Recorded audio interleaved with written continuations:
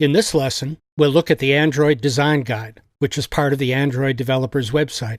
The Design Guide focuses on the Android user interface and how to get the most out of it. It's a critical part of building an app.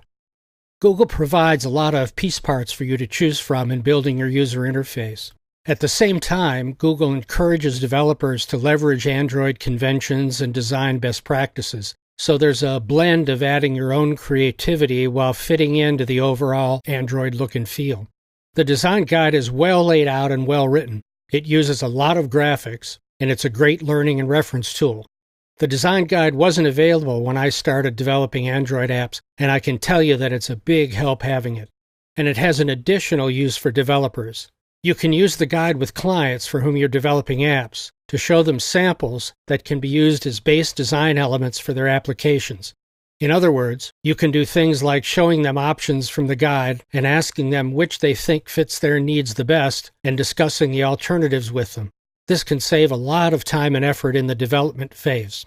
It's much better to get as close to your design objectives as possible up front rather than having to constantly tweak your code during development.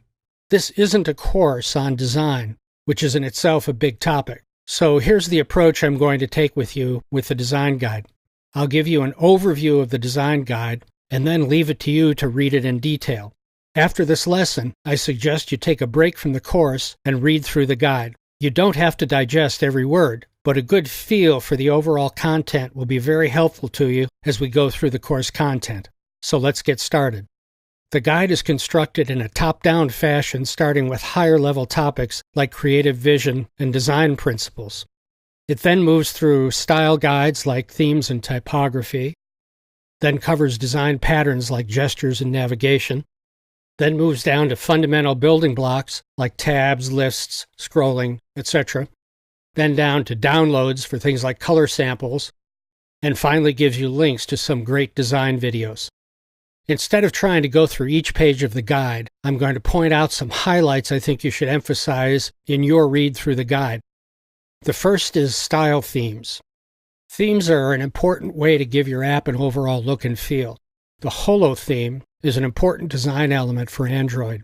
We'll explore later how to use it on Ice Cream Sandwich and above with fallbacks for earlier Android versions.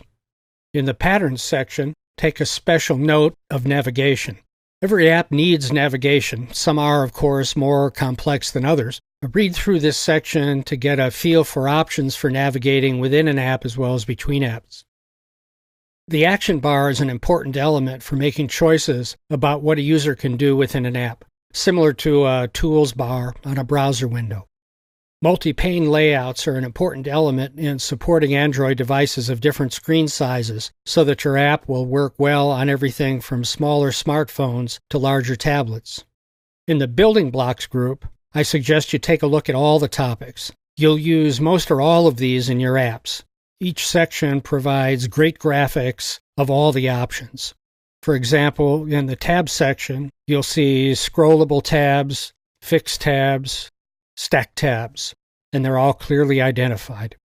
The download section shows examples of and links to download for stencils, an action bar icon pack, fonts, and colors. And finally, the videos section gives you links to some great videos of Android experts discussing key design topics, and I strongly suggest watching as many of these as you have time for. So that's a quick overview of the design guide. Please pause from the course now and read through the guide at developer.android.com/design. Remember, we'll be referencing and coming back to the design guide during the course. For now, it's enough to get a general idea of what's there and to start getting used to using the guide as a reference during development projects.